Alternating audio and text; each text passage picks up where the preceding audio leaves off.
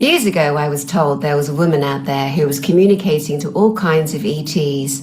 And the way she did this was by sitting on her laptop, and through her keyboard, through her screen, would come all this information from all of these different aliens. I was also told by the same person that the aliens were really just an Indian man sitting in some kind of telecom unit in Bangladesh, well, in India, somewhere like that, not Bangladesh, in India.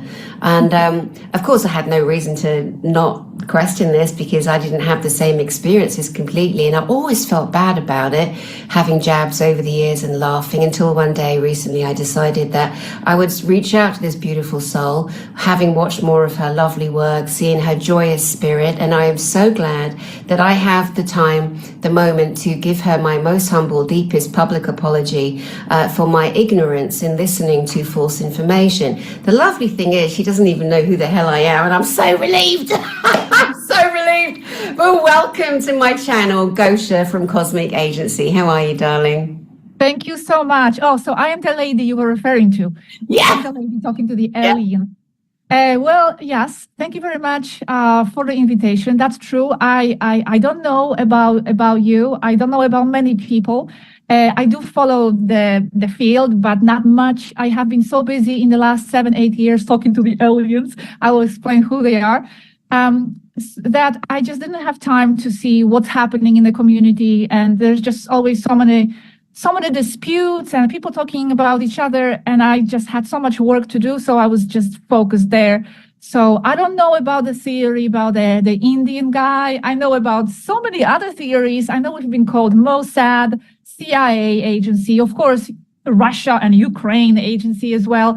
Of course, artificial intelligence, of course, just some guy in the basement sitting and making this up. Of course, we were also accused ourselves of inventing this, of making this up, taking it from some PDFs. That was in the very beginning, that some PDFs that we were taking the information from and copying this from other sources. So I just learned to dismiss all these different theories because they will always be there. And kind of in a way, I understand people have the right to question. That's the whole idea, to actually question and to be able to discern better by analyzing and reading yourself. So, you have the right to question. People have the right to ask questions. I am open to answer any possible doubts from my perspective.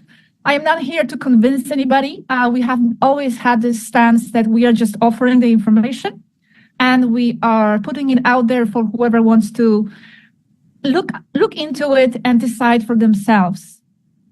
Beautiful. So I'll stop here for now. Beautifully stated, and thank you. And you're right, if you don't have anything to prove and the information is real, you just keep on going because you have a mission and a duty to the rest of humanity, and then they individually, hopefully individually, can think and look at your work. Now, you started way back doing conferences, and can you take us back to your very first connection to ETs, and did it happen in childhood? And you have a Polish name, but you live in Finland, so let's address that too. So just take your time. Well, that's a lot of different threads I could go into here. First of all, I didn't say thank you for your apology. Thank you very much.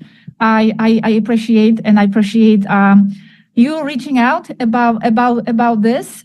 Also, just to say, the person that you mentioned, I thought that they were also saying that that this is an AI, or this is some kind of bad group of Taygétiens. And there's just so many theories, I think, coming from that same person, because I've been told throughout the years that this person said this and that. We never addressed it publicly. We never got involved. We never said anything bad about that person, because I'm not in that kind of business. I'm just, like you said, focused on my part of the mission, which, what I believe to be what I need to do. Yeah. And that's that. But anyway, thank you for reaching out and saying that. Now, about the aliens. Well, let's go to my childhood. No, I have never had consciously any experiences. I have been raised Catholic and going to church like a nice girl and going to confessions all the way till I was 20. And I was first finding out about the extraterrestrials when I was like 23, 24. That was when I studied comparative religion at the University of Australia, in Australia. That was really fun time. And then slowly I was getting more and more interested in the metaphysical and extraterrestrial subjects, which for me is super connected. It's not one or the other. Like many people separate that for some reason. And I always was focused on wanting to know who these beings are. I was never interested, like I always say in my interviews, in the UFOs in the sky. I was never looking for lights in the sky or, getting crazy or obsessed about what I see in the sky. That's just me. I'm not saying it's wrong. It's just not my path. My attention doesn't go there. I've always wanted to know who they are. I wanted to know what they have to say. I wanted more. I wanted to speak to them. And at the time, before this communication started for us in 2017, I had absolutely no idea how this communication could be. I think my expectations were much more enigmatic. Like I would just imagine that they would appear, somewhere. Maybe I would have some kind of a very mysterious experience. Like, there is this programming, I think, still in our community that these beings are so distant and that we are so distant from them and that they are so, like I said, enigmatic and somewhere out there in another density. And it's so, and they're so different. And as we found out later on, but I will get to this later, they are many times just like us. They are people, physical people. And the communication with them can be surprisingly normal. So in 2017, I'm going to fast forward now to when this communication started. We were introduced to this group of Taygétian Pleiadians. I would never call them aliens, and they don't like that term because it's more associated with something negative and more hostile. That's just like a general idea in the mass society. So they are extraterrestrial people, and specifically Taygétian Pleiadians. Pleiadians, but from the star system Taygeta, because in the Pleiades itself, there are just so many different races, and I do not speak for all of them. That's very important, because many people assign themselves these roles as these ambassadors for the extraterrestrials or for the Galactic Federation, which, by the way, is a separate subject. It doesn't really work that way because the Galactic Federation is such a huge construct that it's very difficult to actually represent them as a whole because there's just so many groups and factions and layers and densities. Another subject. So I represent, which I don't like that term, actually. No, I take it back. I do not represent because I was never officially appointed by anybody. I gave myself this task of transmitting their information myself, as a volunteer. And also Robert, it has to be said. Robert is my partner who does this in Spanish because we have started this in the Spanish world. And then I have transferred into the English world. So Taygétian Pleiadians are the physical, biological people, like most of the extraterrestrials out there operating in the orbit of the Earth and out there. We have began this communication on a friends basis, which means I was never tasked with anything. It was just a communication, friendly communication, which at the time they were actually in touch with many people. Because at the time it was some kind of a program that the Federation itself was running for many years of contacting people through the social media, through the chats and all that.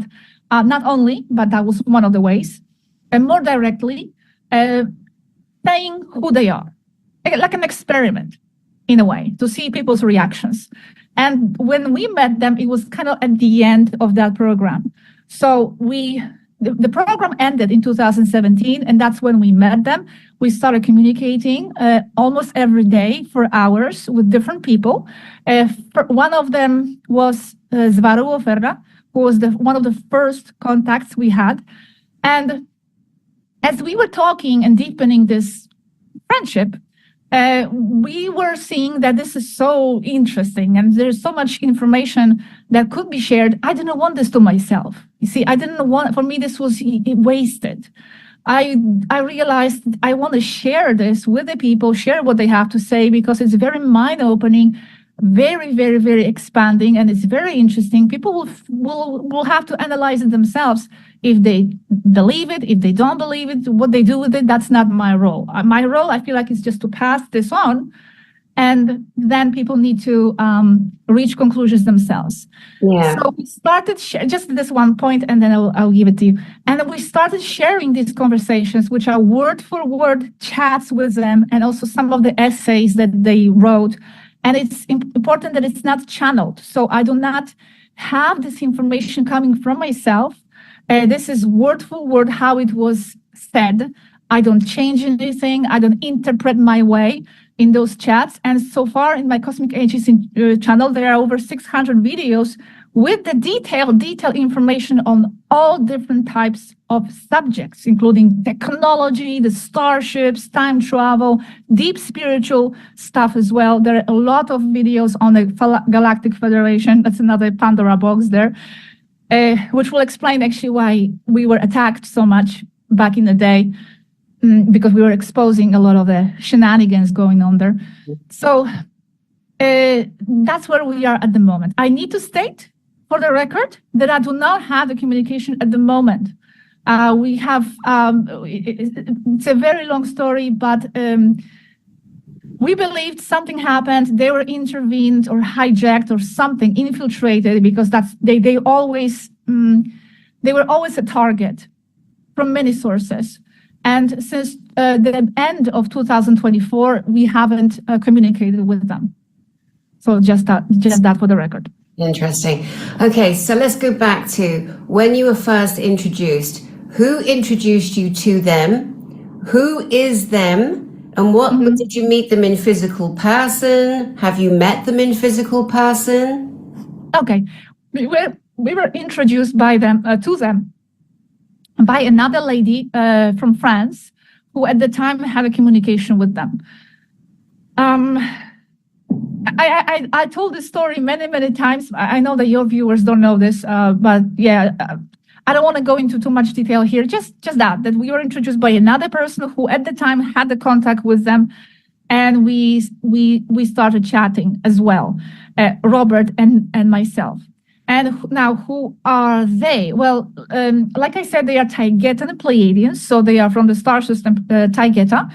And, well, they have been here involved with the Earth for thousands of years, on and off, not just them, many races. Of course, they are just one of many. And more actively since 1919, then 1952 as well. That's where more reinforcements came, and they have been on rotation here since this time with many different objectives and many different tasks. Now, what was the other question that you had? Who is the intro? Yeah, have you seen them in person? Yes, physically. So the main communication method has always been through the chat, but we have heard them on the audio a few times because first we can connect our audio and they can hear us and they will write back. So we did that many times when we wanted to save time. We would speak about something, especially if it's something more personal, because what you see in the videos is just a very small part of the interaction. But the personal part actually has been always much broader and much more complex, because they are people and they have stories and they have a lot of dramas and they have a lot of things going on, and we were just sharing our lives. So on audio, we could hear, they could hear us and they would write back. Few times they would put their audio, but that happened only few times. Why? Because actually they were never permitted by the Federation to interact with us this way. They had a lot of limitations throughout the years. And also, we did see one of them physically, but the story of that is kind of still anonymous. We do talk about it, but it's not something like official. You know, it wasn't like the official meeting. Okay, now we're going to meet one of us. We actually did meet with that person a few times, and later we discovered, it was confirmed by them who that person was. But they are under a lot of security protocols when they are coming down here physically, because that person we saw was a physical, as we call them, step down. So if a person who physically steps down from the ship in whatever method and just walks the earth, and there are more of them than we can imagine. Yeah. And we interacted, biological person, human person. How do they look? I forgot to mention that. Well, they are your typical, you would say, between Eastern European and Nordic race. So that's what they look like. Because sometimes I get these questions like, why do you always represent them as white and blonde? Well, because that's who they are. That's how they are. This specific race doesn't have variety of other races within. So I always find that question a bit strange, because it's like you go to Ghana and why are the people black? Because that's how they are. That's their nation. That's their ethnicity. We are not saying that these Taygétiens are the main. This is how all extraterrestrials are. I'm just speaking for a small group of them out there, and I do not pretend to speak for others. Yeah, no, that's beautiful. So what did this person look like? Was it male, female? What was it dressed in? Female. Well, you would be very surprised, because they really look like us. And she was tall. The hair was more or less blonde, and very beautiful, very, very well dressed. This is something that drew my attention, that she was very into enhancing her beauty. So this was a surprise to me, because sometimes we imagine the extraterrestrial people as as being so spiritual and so elevated that none of the appearance matters. They like separation of the physical and spiritual. And the Taygétian Pleiadians, again, I'm speaking for Taygétians, they merge so much. Their way of viewing the world and reality is so holistic. They don't separate. They don't divide. They don't separate science and spirituality or UFOs and your mind. For them, how the UFOs work reflect how your mind works. And we have the detailed descriptions of that. And then the appearance, they don't separate from their physical body. They take pride in their vehicle, and they want it to look nice, and they take care of themselves, and they work out. So, yeah, again, this was a bit surprising to me when I first met them, because my idea was a bit new agey. I must agree. I must admit that they are very distant, that they are very angelic, that they are very androgynous, maybe. And those beings do exist. I'm just saying, I just speak for Taygétians specifically. Beautiful. So years ago, when I was told it was completely made up, and you were chatting through, I don't know if it was Discord or whatever, this Indian place, which we can confirm in a minute, but I was advised of the name Swaru. So in my mind, I'm like, well, if this really is a made-up thing, you've got Swar, which is an ancient holy word for Swami. The Indian holy men are referred to as Swamis. That's a real thing, especially in the Hindu religion. And then they are gurus. So Swaru, I decided that, well, maybe they put those two great, ancient names together to come up with Swaru, Swami and Guru. Can you speak to that? That never occurred to me, to be honest. They have so many different names, and all of them, those different names have different roots. And there is Aneka, sounds very human, you would say, right? There is Alanim. From the men side, there is Ragel, there is Kila, Alahi. There is just so many different names, many names that we have on Earth. That's people get confused, because many times they see something of the extraterrestrial reality and say, oh no, that can be it because it's too human. No, it's reverse. It has been imported to Earth from outside, because we have always had these cultural interchanges and intercultural influences, because that's how it is. It's been always this way. And they influence each other as well out there. They import and export ideas and ways of being, the way of dressing, even names, words. it's all, people think we are here on Earth and there is outside extraterrestrial reality. People have no idea how much it's meshed and how much we have been influenced over the years. So going back to the name thing, many names that we have here, it's actually because there's of extraterrestrial influence. About the Svaru itself, that never occurred to me, that it's connection to Zwa, to the men guru. But they have so many different names. Like I said, some of them sound more Polish even. Some of them don't sound like anything at all. Eridania, for example, another name. So that's all I have to say on this.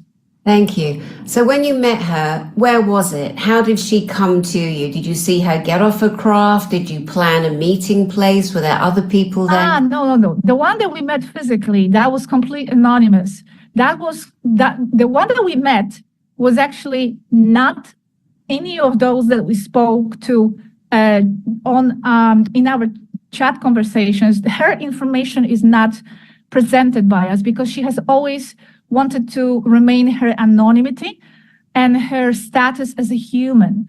And that's one of their protocols, as it was explained to us, that when they are on Earth, they are not allowed to reveal their identity. First of all, it's very dangerous to them as well.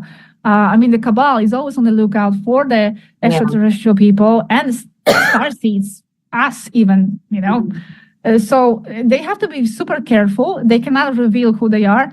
There was no starship. No, I didn't see any coming down from the ship. We just met at one of the meetings that we organized. We organized one of the meetings in the early years, and she was one of the people in the crowd. And she just stood out to us, and we wanted to talk to her. It was very strange because there was a lot of people lining up wanting to talk to us. She didn't. She was just standing there. And out of everybody that was there, we were lining up to talk to her. Like we wanted to talk to that person. Like something was drawing us. And we developed a friendship, and we met several times after that. And there was always something there. She was dropping hints here and there, talking in an enigmatic way that was kind of beginning to frustrate me a little bit because I could feel that there's something going on and that she's not revealing something. And how I am, I like to know what's going on. I am very transparent and direct myself. I don't like to play games. And I understand the protocols and safety and all that, but still, the way she was talking to us, it was like teasing a little bit, like dropping hints so we could reach the conclusions ourselves. But I didn't want that. I wanted the clear statements. But she wasn't really allowed. But after that, we were confirmed by the team themselves who she was. Yes. Okay. And when you were first starting the chats online, how did that work? And how did you come across it? Well, it was one of those chat rooms in the beginning. That was in 2017 in December. That we had before, like MSN or Skype, one of those early ones. Some of them don't exist even anymore. And anyway, we used to always switch because sometimes their accounts were shut down or they couldn't get it, so they had to open new ones. And in the beginning, we were introduced by this lady from France. So the lady was in the conversation, and we were introduced to Svaru Vera. And well, my first impression, like I said, was that she was very normal, meaning speaking our language and speaking our terms. And, it's somehow, like I said, I imagined that the ET would speak in codes, like some kind of a secretive message that you have to decipher, Yeah. or a strange language that you don't understand. No, and she was just talking in English because they speak human languages. Most of them, that's wrong. Many of them who are assigned to talking to the humans at the time were learning human languages. But the problem is here that, you see, when you talk to them, sometimes you will get the impression that it's too human, but it's because they were adopting those human expressions so they can have some sort of relation. So there's some sort of communication bridge. They were adapting a lot of these terms to us. Like, for example, they would use the term fighter jet, stuff like that, or a commander. Well, they don't have that specific term in their language. It's just the equivalent. So that's what that was the impression for me in the beginning. Like, wow, they're using these human terms, but then I understood why. What other word can she use? She's not going to use a Taygétian word because I'm not going to understand that. So yeah, that was my first impression that, wow, the communication is really flowing. It's really nice. Like, you know, it's a person. It's a person. Yeah, I love that you're saying this because I know that too. They're physical. I mean, there are some obviously very extreme, what we might call extreme looking extraterrestrials or people or beings that just live in different places in this massive, vacuous, multi billions of planets, and we've obviously been lied to and told that we're the only ones.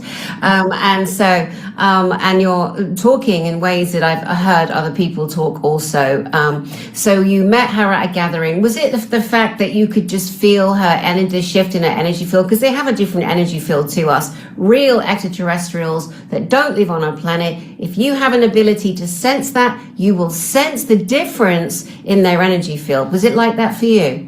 A little bit. However, I do believe also that they know how to blend very well, because that specific person has been living here on Earth for quite a long time. Many of them actually kind of get hooked on living here on Earth. They like what our society, well, the good parts of our society have to offer. There's a lot of variety of music, which they find fascinating, because, for example, if you go to Taygeta, there's only specific type of music, and it's kind of monotonous.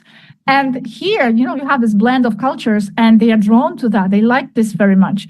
Many times, I know I'm straying a little bit, but I'll go back to the point.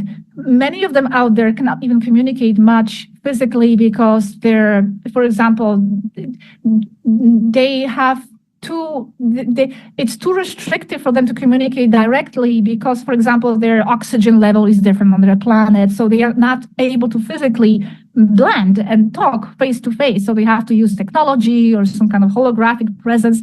But here, what they find fascinating is that they can come here and they can interact with all these different cultures and ethnicities and souls inside.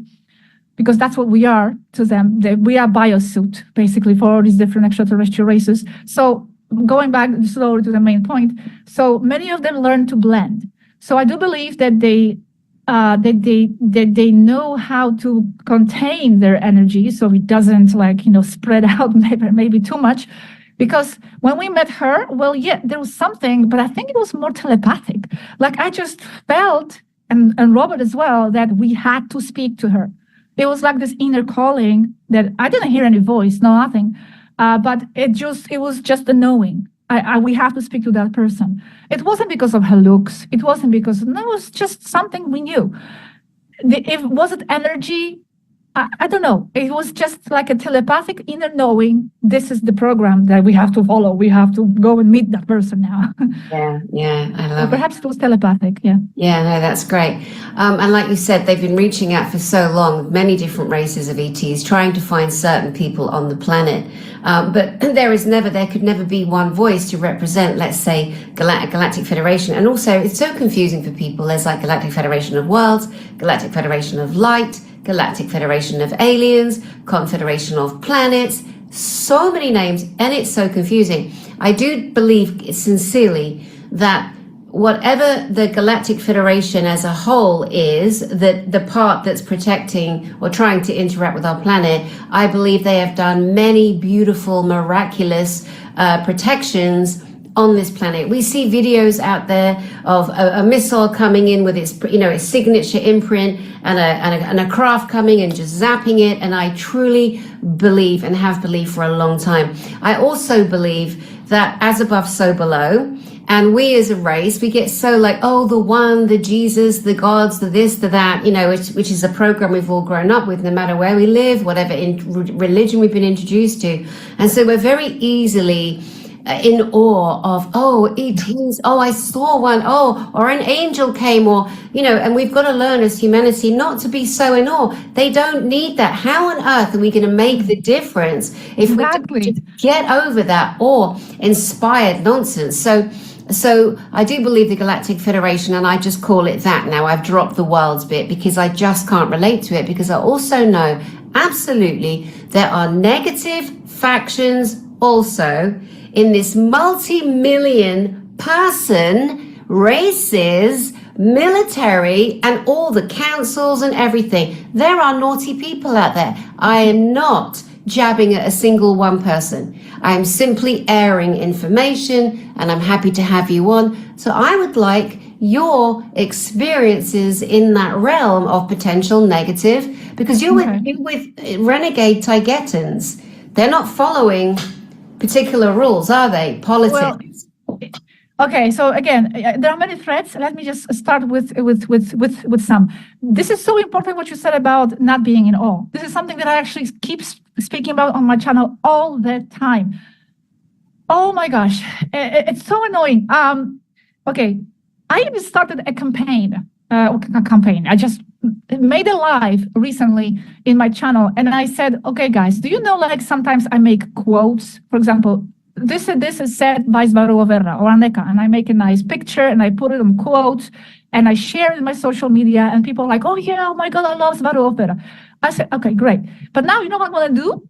I'm going to actually look around what you are guys saying and quoting that as well and framing that, because you matter. What you say is so important as well. Don't just look for these inspired words coming from this and that extraterrestrial. You are that yourself, and what you have to say is so important. Like, don't downplay yourself, separating yourself from those extraterrestrials as if they are some kind of inspiring angels and beautiful and ideal and perfect. They're not. And I have a lot to say on that as well. So now when I see someone in the community say something nice, I actually take that quote and I frame that. And I say, for example, Angela from France. Why not? What you say is so full of wisdom as well, and it matters, and it deserves attention, not just what they have to say. So that's one. And second, yes, okay, now about the negative factions and politics and all that happening in space, I will give you a little bit of a context of what happened in around 2019 with the Taygétiens and the Federation, so it understood a little more why actually there was so much bad mouthing of our group, and why actually so many people who are speaking or not for the Federation were warning people against us. This has a political context here to understand. So, okay, very briefly, the Taygétiens were always like a right hand of the Federation for a very long time. They were very militarily strong. Of course, not only them, many races were, but Taygétiens as a group were very strongly always assisting with Federation's operations, going on certain explorations, helping with cartography and all kinds of things all the time. And this started to deteriorate more or less in 2018, 2019, when our Taygétian group had a change of a leader, okay? Alanim became a queen. I don't like that word because, again, people associate that word badly. It's just the equivalent of what they have. So she became a leader of Taygéta, and she started to question and boycott a lot of Federation initiatives. When they were going to the councils, for example, they were always these troublemaking group, as they were called by the Federation, who were questioning a lot of policies and regulations and decisions regarding Earth, because they were starting to see this. There's a lot of wrongdoings when it comes to management of Earth, because that's what the Federation is. They are managers, and they have their factions, and they decide things. And this was especially during the time of COVID as well. That was a huge situation where the Taygétians were warning people against what's happening, speaking too much against it in the Federation's eyes. So they were getting more and more in conflict with the Federation. Federation leaders. I'm talking about like the deeper leaders levels, not beautiful Andromedans, Arcturians who are there, as positive people. I'm talking about the deeper levels because, like you said, there are all these different levels and factions and political groups, and they have disagreements even with each other. So the Taygétiens started to feel more and more in conflict with those deeper levels of the Federation and boycotting, like I said, their initiatives. Basically, they were just so hated in the end by those councils, by the Federation councils. Each time they would go to the council, for example, I remember each Saturday or something, there was a council and they would have to go and they would participate. And again, there was some kind of disagreement. There was a problem. Federation even began to monitor the Taygétiens' actions by sending out these Centauri ships as police, so to say. They were like on their tail behind their ship just to monitor Taygétiens' activities. So there was more and more separation. There was a huge disagreement when the Federation requested Taygétiens to participate in some kind of a military supervision operation somewhere in some kind of a star cluster, because that's what the Taygétiens were doing so far. They were very strongly assisting Federation with that. But Alanim, as the new leader, she refused. And that was a huge shock for the Federation, like, whoa, we are losing Taygétiens. And especially because the Taygétiens were also representing Alcyone Council. And Alcyone is the one that supervises the whole Pleiades. So with losing Taygétian support, there's this conflict between Alcyone now and with the Federation. So, and that was more or less 2019, 2020, when they were cutting ties with the Federation. We have videos on these topics detailing what exactly happened and how this conflict was deepening and what politically went wrong and what the Taygétiens were accusing the Federation of. Basically, they were accusing them of total permissiveness and criminal negligence toward the human Earth. Because even though you were saying they are involved in positive actions, of course they are, because it's all multi-layered. However, on the deeper level, they were just so permissive with all what was happening with the COVID times, because that was really, really dark what was happening. And they were just so, according to Taygétiens, criminally permissive that they basically, Taygétiens, started to call them regressive. Okay, at this time, we cannot perceive the Federation but the regressive because of your actions towards the Earth, because their ethics started to differ. Many Federation leaders are totally unemotional beings. They are, like, for example, Andromedans themselves. They are nice and positive and spiritual, but they also have different range of emotions. They don't understand us here and our predicament in the same way. And the Taygétiens are the opposite. They are super emotional. They are super compassionate, super empathetic. So there started to be this political conflict deepening. And that's why, oh, and also one more thing happened. Svaruoferra, a lot of things happened. Svaruoferra officially, actually, at the time, resigned herself from the Federation. She went around some kind of a legal loop. She found a legal loop, because you have to understand there's a lot of legal stuff going on within the Federation. It's not like just love and light and, beautiful existence. There's bureaucracy and legal problems. So Svaruoferra decided to separate herself from the Federation legally. She removed herself so she can continue with her work. She was giving us a lot of information, other things. And that's when she really started to be hated by those groups of the Federation as well.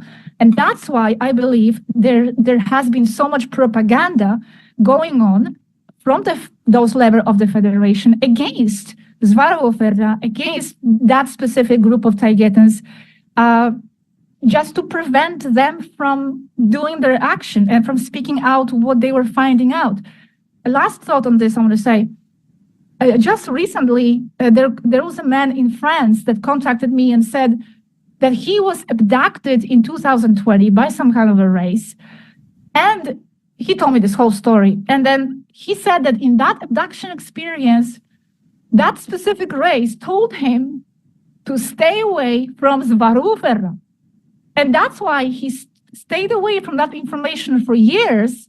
And also he came to me, he was like, I apologize because I'm kind of missed out on all these years because I believed those beings that abducted me. And now I'm coming back and I'm reading all this information. It's really very interesting.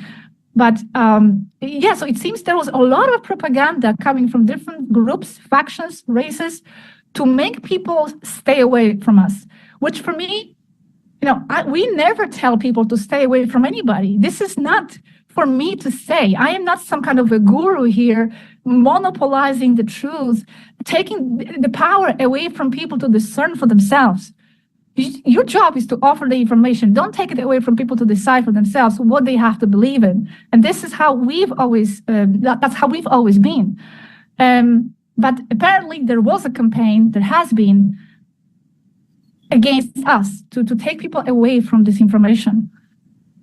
Yeah, there is, and there has been, and it's been long term, and it's been years, and it's been on Earth, and it's been a competition to dismiss and bring disinformation on all kinds of people that aren't following a particular narrative, which is why I feel like I've also lost a few years of potential information as I've been working on my mission to bring as many people, truthers, forward with receipts, with physical evidence, with documents, with ways of proving. We have to prove, as humans, like we want to, because we've been so programmed to laugh at ETs and laugh at UFOs and laugh at people, and now it's like in your face, mate. You ain't getting nowhere. Even the governments are forced now. They're literally forced, their hand is forced to speak on the subjects they've tried to cover up from us. So no longer are the masses feeling quite so stupid or shy or scared to share their information. And,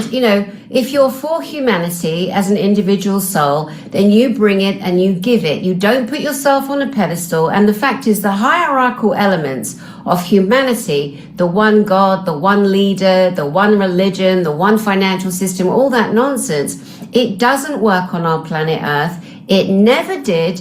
It never will. And the people are waking up to their beautiful, as you said, spiritual, metaphysical abilities to connect. The ETs are in awe of us. Yes. Many of them. Our ability to emote is extraordinary. We are incredible. Apparently we're a combination of many, many different layers and levels and 22 to 24 different kind of genomes and all the rest of it. Let me ask you about your thoughts on the history that is written and presented to us on Earth. Where do you think, I know I can tell I know you've given so many years. I know these are huge questions. Just give a synopsis, because I'll point people, oh Jesus, look at my face, it's so red. That's the oil I put on. I'm so allergic to everything at the moment. But a lot of people are finding changes in their body as the energy shifts on the planet, and we're letting go of things, and this 3D binding that's been on all of us is kind of just disintegrating. We're all adopting to the different things in the environment, not just the poisons to try and kill us, but in other ways. But the hierarchical system never worked, and it would never work. There should never be a leader. Everyone should have access to everything.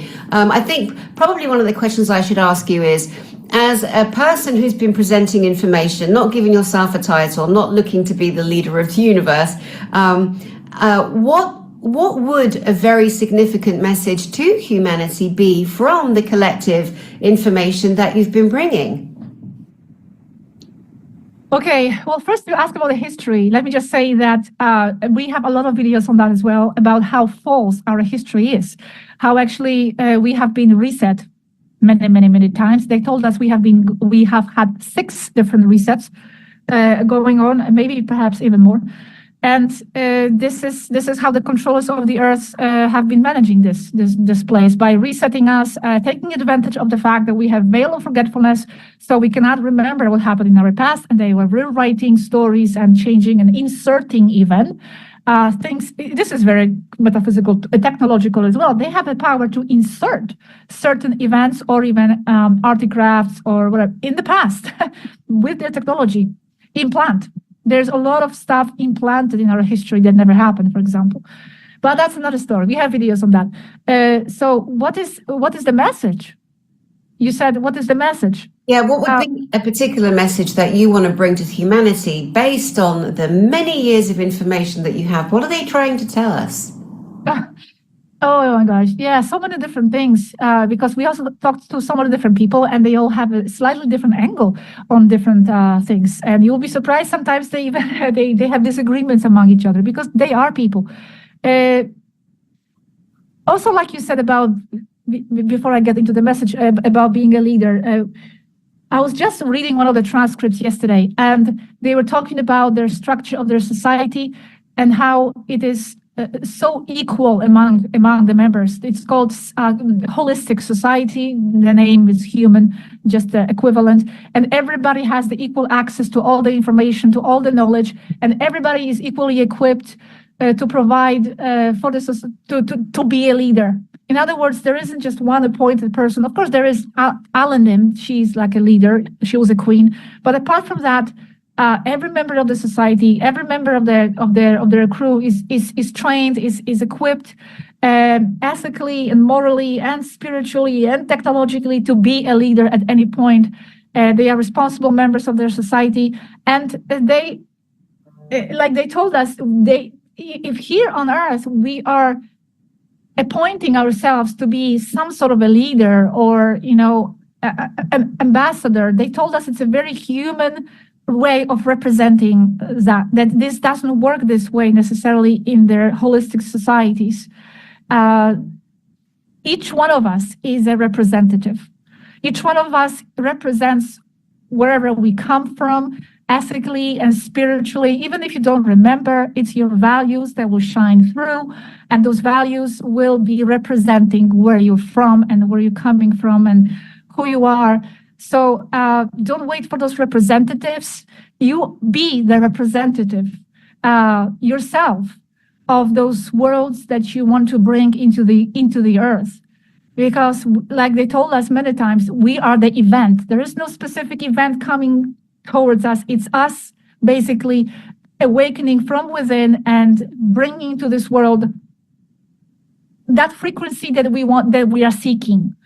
So that's one of many messages that they always try to empower us with, to seek within for answers. Because this is also something contradictory here, perhaps to some, that they were always giving this information, but at the same time, a lot of people were falling into dependency on that information. I can see that in my communities as well, that they were always looking for a next video. And I finished one video, putting so much effort into it, and the comment, thanks, Gosia, looking forward to the next one. What are you looking forward to the next one? I just put so much into this one, process it, make it your own, integrate. And people were jumping from one video to another. So that's also a kind of a trap of them sharing this, because people are will be always looking for that. And their other message was, look within yourself. Truly, you have the knowledge, and bring yourself into this reality, and stop that separation of this idealization. We have to normalize the subject. We cannot, this is so important, to normalize ETs, not as some kind of ideal beings who are just out there and separate and distant, and wow, whatever the ET says, that must be the holy truth. Or they actually make mistakes too. Do you know how many times they made mistakes? Made mistakes. They always presented something based on the data they had at the moment. But they would always say, Gosia, this is what we have at the moment.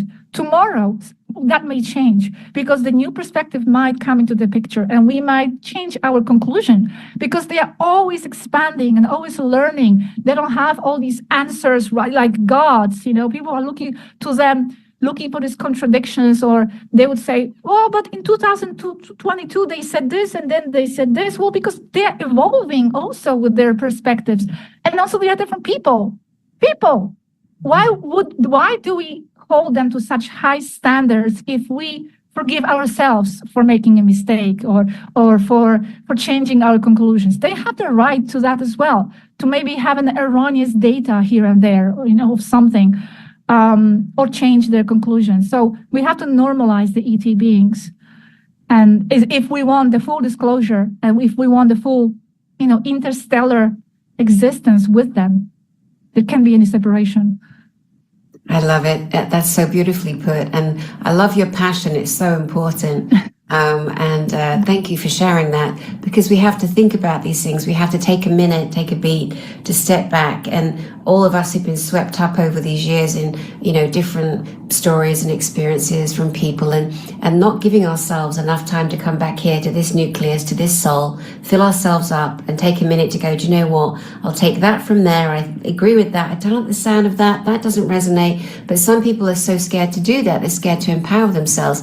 They're scared to miss out on someone's message in case they're wrong and that person's right, which means that people are being so dishonest with themselves, and not being truthful, because deep down they're frightened that they'll get left behind, or they're frightened that there's something in it, or they're not being truthful, that they're actually using the person they're attaching to because they want to be part of this great revelation of the second coming, or, because people are scared. Of course we are. We're terrified. We've never been in this situation on earth. We've never been in the book of Revelations as per the Bible, for example. So we're all looking and grabbing, and I say we, I'm just using the collective expression there, but it is my intention to bring as many people like you, with different levels of information and understanding that I haven't presented on my channel before, another portal of information that people can go to Cosmic Agency and look at all the 600, that's a lot of work, lady, a lot of work, and different subjects that they can pick and pull and listen to, and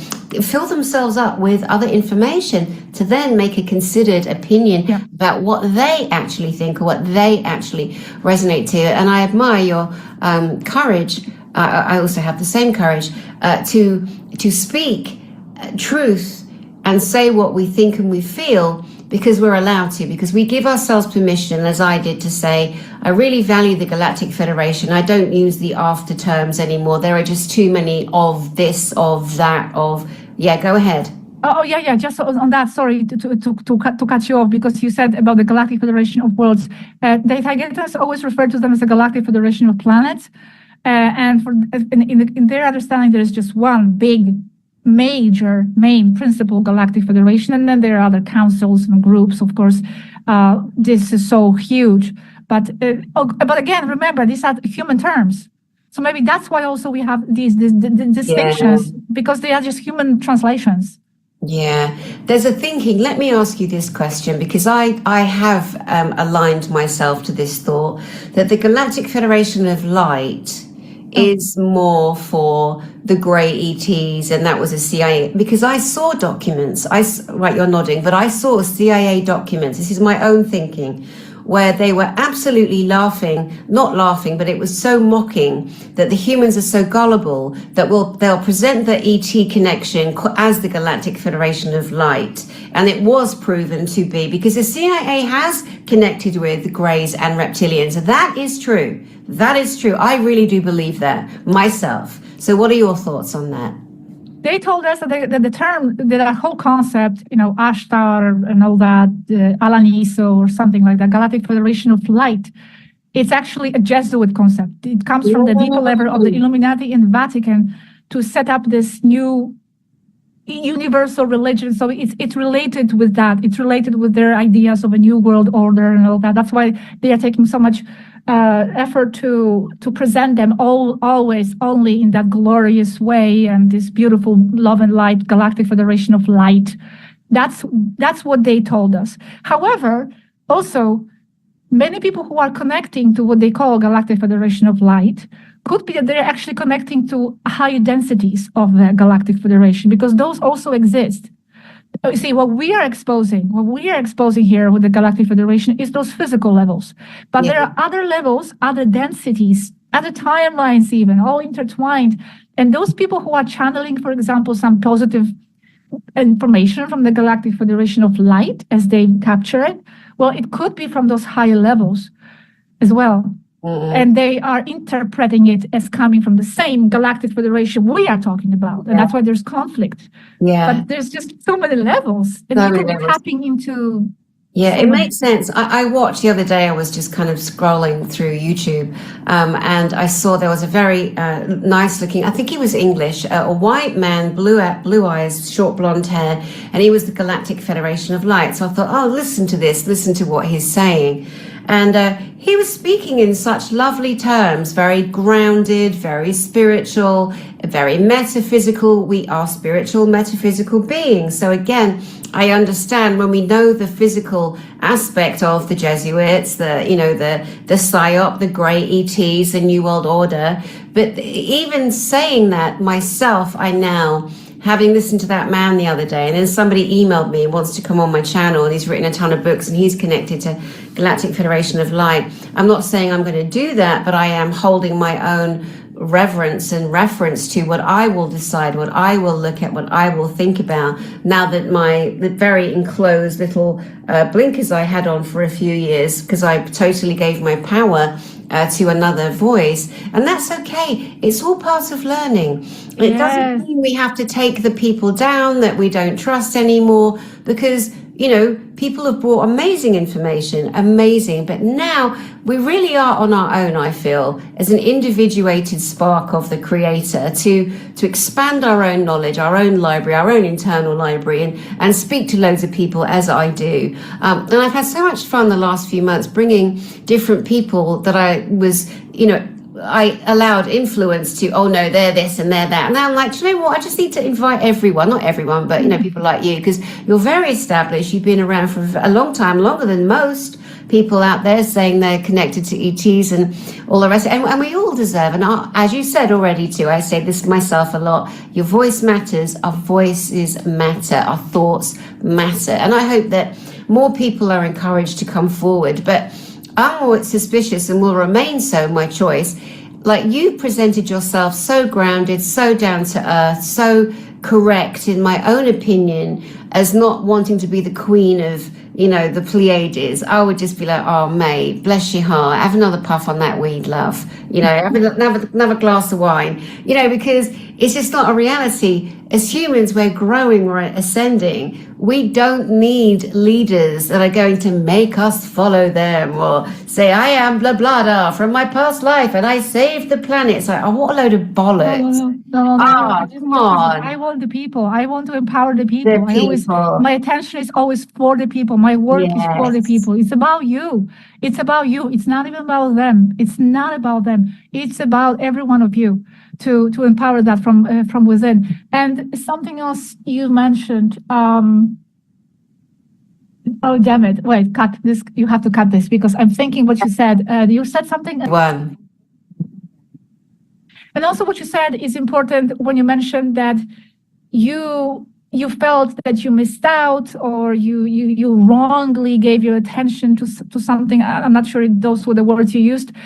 For me, there's no mistakes. There's no errors, because people sometimes, that's why they start to feel anxious when they are researching all these topics, because they see so much confusion and so much conflicting information, and they don't want to make a mistake.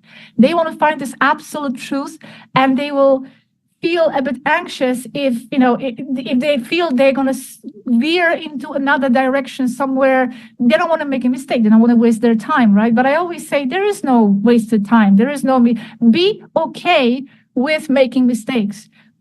Because there is no mistakes. It's all just a learning experience. You are there for a reason. And I do believe strongly that you just have to also relax and learn to live with the uncertainty. So study that person, analyze that information. And if you don't know for sure if it's a correct source or a correct person or a correct information, be okay with that. Like, be okay, learn to live with the question. Because I myself am so frustrated sometimes when I see so much information and confusing information and sometimes even contradicting information. But, well, just be okay with the process. Be okay with the process, because many people get discouraged from this path precisely because there is so much confusing information, and that's done on purpose. Deliberately, they are confusing and feeding this field with so much disinfo and so many disputes that it actually discourages true seekers, because they give up. Like, I can't figure it out. This is too much for me. This is overwhelming, and they leave. So I say, be okay with it. Just relax into this process and just take whatever you want for your reality at the moment. But don't be afraid to make mistakes. It's really okay. It's part of the journey. Yeah, that's amazing. I wrote a question down for you here. Are you able to name the French lady that first brought you into this awareness? Yes, her name is Sina.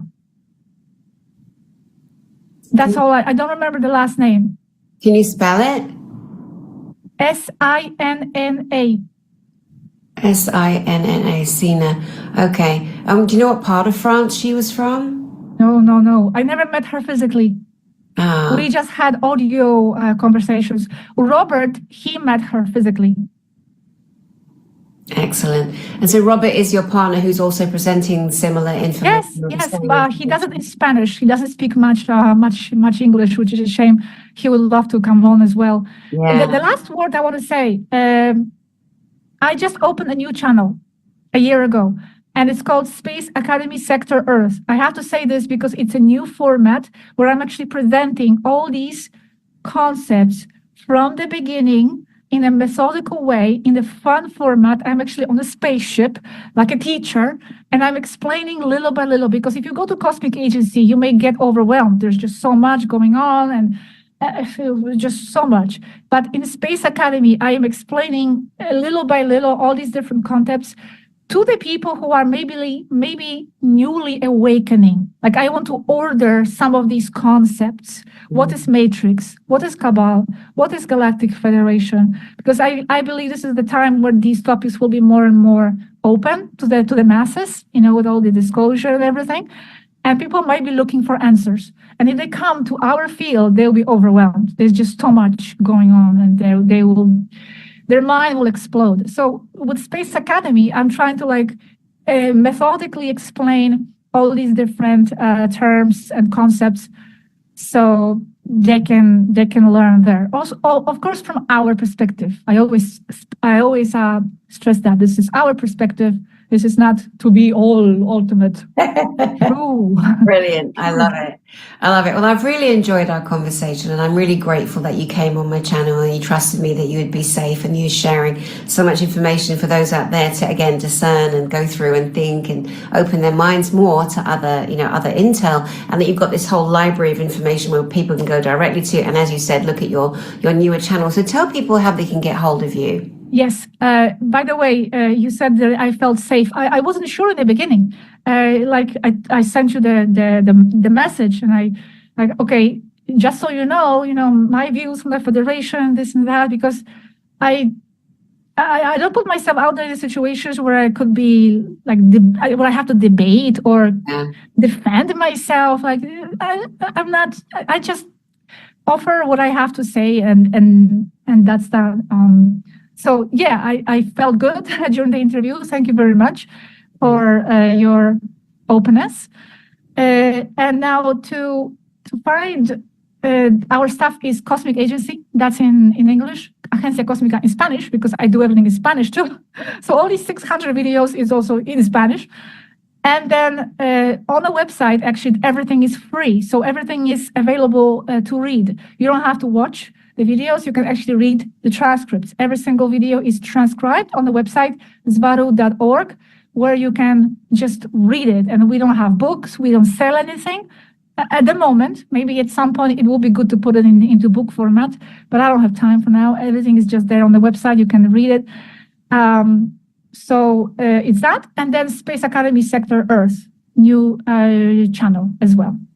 In English, Spanish, and French. I do this in French too. Goodness. Wow, that's incredible. Well, again, Gosia, thank you so much for giving me your time.